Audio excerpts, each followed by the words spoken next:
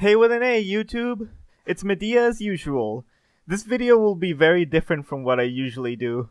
There's probably some random footage of Slime Rancher or the crew or something that I recorded but never got to use, and I dug it up for use in this video.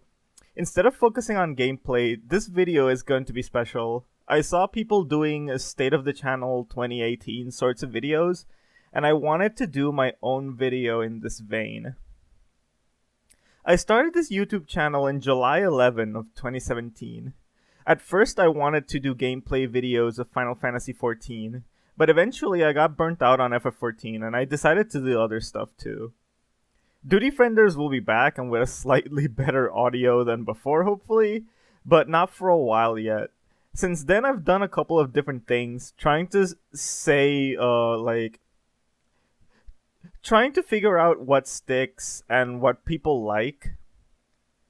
I realize I haven't finished any of the series that I've started, which is kind of a sin of YouTubing, but my career on YouTube has been a series of YouTube sins. I don't post every day for starters, and I don't post really consistently. At first, I dreamed of making it big on YouTube, but I know realistically that is not going to happen. Especially because YouTube money is just kind of dwindling in general. However, I do want to keep making videos and podcasts because I love games and I love sharing the things I like and dislike about them.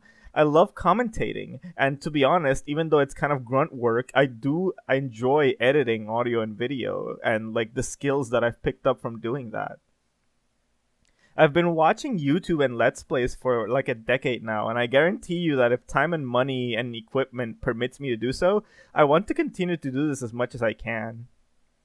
On that note, I want to say a little about myself and why the channel functions in the weird way that it does.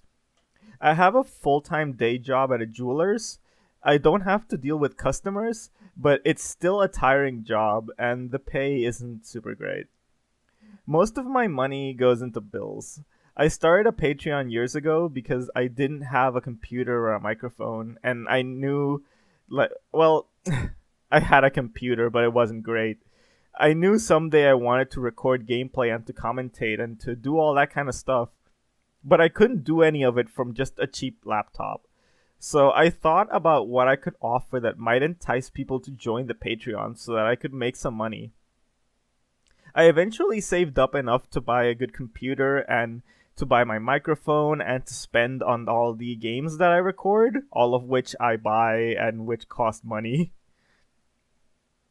One of the chief things I do creatively outside of YouTube is writing fiction, and writing fiction was actually the first thing that I did for the Patreon. I write web serial novels. I primarily write one called The Solstice War, which is a World War II historical fantasy about armies and tactics, and being a depressed lesbian in charge of both of those. I also write a story called Wounded Tyrants, which is kind of a fucked up college-age Harry Potter that's about racism and fascists and elder gods on campus. My creativity works in a weird way, I guess. But I can't focus on one thing for too long or I'll burn out on it, and that's why I've been juggling so many things lately. Writing is another thing that I grew up doing, and that I want to continue doing. As you can see, because of this variety in my interest, there's a lot of stuff competing for my time. I write, and I do videos, and I do podcasts, and all of that. Instead of abandoning one of those things, all of which I love doing, I just do a little bit of each of them. This is not the way that you make big bucks online, and it's not the way that you get popular with the YouTube masses, but it's the way that I choose to live my life to try to be happy with myself and with what I'm doing. So then, that brings us to how the channel operates. The channel updates once or twice a week, because I have to record and edit and upload the videos, and it can be difficult to do that and to balance that with all of my other efforts. I'm constantly working, first at my day job, and then when I get home and have to write or research or record or edit and so on. This is in addition to taking time for myself, because my day job is a total killer and I need all of the self-care that I can get. So all in all, it's not easy being Medea, but I try my best. I complain about exhaustion a lot, but honestly, I couldn't see a life where I wasn't occupied creating something for people to see. Another thing that gets in the way of the channel and of my creative life in general is that my internet is balls. I live in a shitty little town in Florida, and to upload videos, I have to leave my computer running overnight. And if I'm lucky, it'll have uploaded a 1.5 gigabyte YouTube video in that time. If I'm not lucky, it might take it as much as like I come home from work and it still isn't done uploading. I also live in a noisy house. There's always somebody messing around who I have to edit out of my audio. So I try to record when I have good opportunities so I can save time editing later. My own sort of personal body stuff also kind of gets in the way of recording. I have nasal problems and I'm an English as a second language speaker, so sometimes I just flub shit and have to fix it so I can be like less embarrassed. Most prolific YouTubers live by themselves in cities with good internet access and in places where they control the entire space. Having none of those things, I'm kind of an underdog here, so I can only do this much. I hope in the future I can get out of this situation and record in a nice soundproof room like Corey Kenshin or something. Love you, Corey.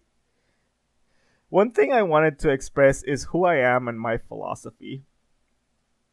As you can probably tell, I'm not your ordinary sort of gamer girl. I like to talk about politics, and I talk about the pros and cons of the things that I consume.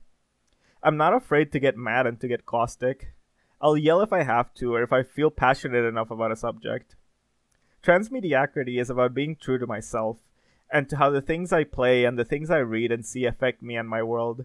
I want to include more people in the Transmediacrity sphere. That's why I got my friend Esther to help me out with the podcast. And I hope that they bring their own unique personal selves into the project. I wanted to create a space for people like me and for the things that I like. Everybody who is okay with that is welcome to play along. And I'm willing to be conciliatory if you think it's weird, but you're chill about it.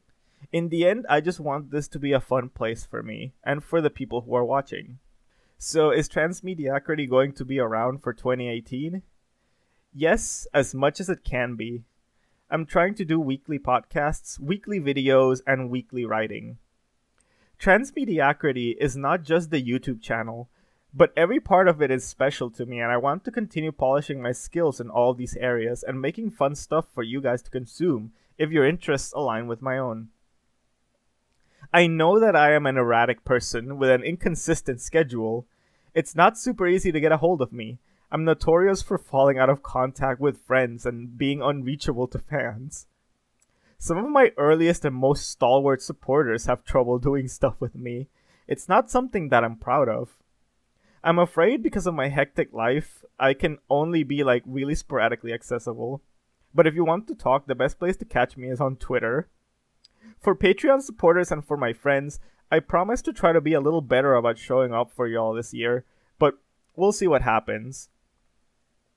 There will be links in the description of this video to my Patreon, to Twitter, and so on, if you want to help or if you want to follow me on social media or to check out more of my stuff. I encourage you to read my writing, to listen to the podcast, and to check everything out. I put my heart out there, and I put myself into everything that I do. The only reason I can keep going is because you guys support it. I've got a PayPal and a Patreon link, and I could always use your help. I'm eternally grateful for all of your support and patience. The computer that I'm doing this recording on, and that I do everything on, like, you guys funded that, and I never forget that. This is an unconventional channel, and I'm an unconventional person. I hope, however, that my lack of convention appeals to you. So thank you so much, and here's to a great 2018. See y'all later.